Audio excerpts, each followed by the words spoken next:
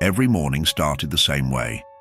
Ethan would wake up at 7 a.m., brew a strong cup of coffee, sit in the same chair on the balcony and flip a coin. Heads, he'd take the subway to the office. Tails, he'd work from home. It began as a joke, a little game to ease decision fatigue. But over time, it became a rule. The ritual made everything easier. There was comfort in not having to choose. It wasn't his fault. It was the coins. Until that one Tuesday morning. Everything was normal. The smell of fresh coffee, the soft hum of the city waking up, the stillness of his apartment. He flipped the coin like always and waited. But the coin never landed. It just stayed in the air. Ethan squinted, looking up. It was still there. Spinning, suspended, not in a hurry to pick a side, not in a hurry to obey. You're in Tales of the Watcher, where fates are glimpsed, not told, and every step you take is seen by eyes you'll never meet. The air hums with secrets, daring you to listen. Stick around, subscribe for the journey, and in today's story, he blinked twice, tried to laugh it off. Maybe he hadn't thrown it right. Looked around, half expecting someone else to witness it. Of course, no one was there. The balcony was empty, the sky overcast and still, and the coin still spinning, mid-air, as if gravity had taken the morning off. He reached out, hesitating, trying to catch it. Nothing. It was like his hand arrived too late in time. Something in the air shifted. There was no sound, no cars, no footsteps, no voices in the distance. The world felt muted, like it was holding its breath. Ethan glanced at the wall clock. 7:48 a.m. More time had passed than he realized. A strange pressure began building inside him. Not fear exactly, more like an invisible tension coiling silently. He stepped back into the apartment, but even there things felt off, as if the absence of a decision had become a presence. Every sound, the ticking clock, the faucet dripping, his footsteps on the wood floor, felt louder than usual. The hallway mirror showed his reflection paler, as if the light had changed. He grabbed his phone, searching for distraction, but the connection lagged. No notifications, no messages. It was like the entire world had paused, as if the one unresolved choice was freezing everything else. And in that stillness, silence took on weight, heavy, palpable, intolerable. He tried to move on, tried to leave for work, a decision made without the coin. But the door wouldn't unlock. The key turned, but something stopped it. No jammed mechanism, just resistance. That's when he knew. This wasn't about work. It was about something. The coin had always shielded him from, something he'd avoided long enough. And now, it wouldn't let him run. On his kitchen table sat a small blue notebook. He had kept it for years without much thought. It held every flip he had made. Dates, decisions, go out, stay in, accept, decline. He turned through the pages, one by one.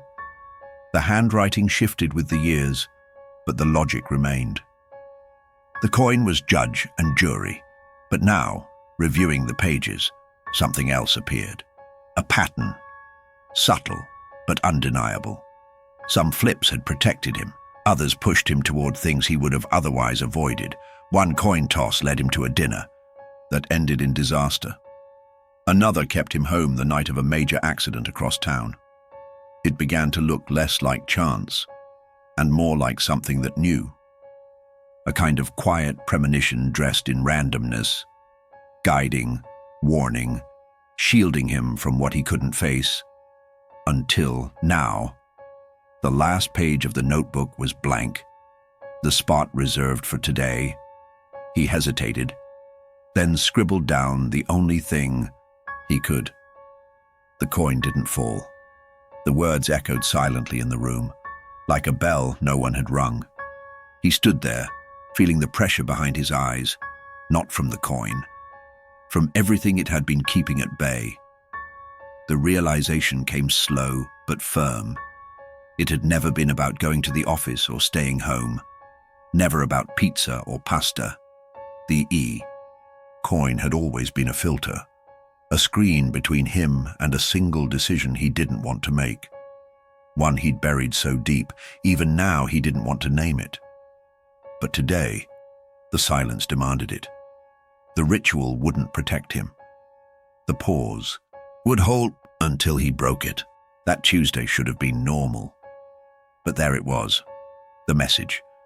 A notification on his screen from a number labeled Claire.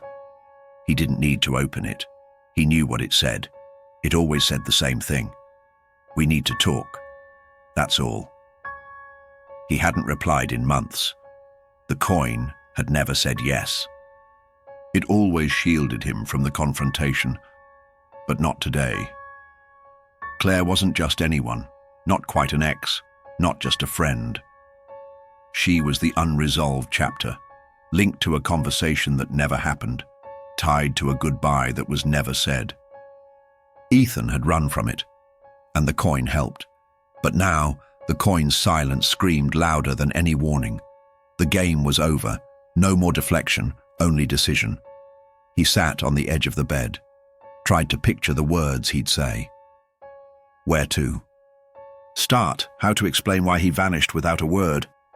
His heartbeat thudded against his chest, uneven and electric. It wasn't fear, it was inevitability. The moment had caught up to him. And this time, the coin wouldn't decide. He had to. He stood up, walked to the balcony, and there it was. Still spinning, still waiting. Ethan picked up his phone, typed one word, today, and hit send. The moment he'd been dodging had arrived, and the world shifted. The message was sent at 8:04 a.m. He stared at the screen, expecting something, but nothing came. Just seen. No reply. No closure. But it was done. For the first time, he'd chosen. And somehow, that choice rewired something inside him.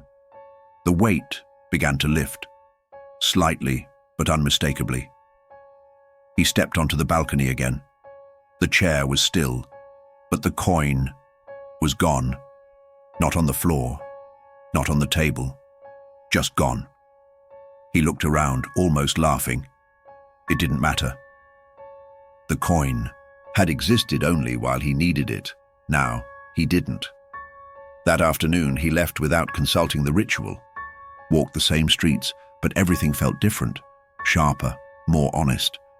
He stopped outside a cafe he used to go to with Claire. Didn't go in, just stood across the street. Inside, people moved, laughed, lived. Normal.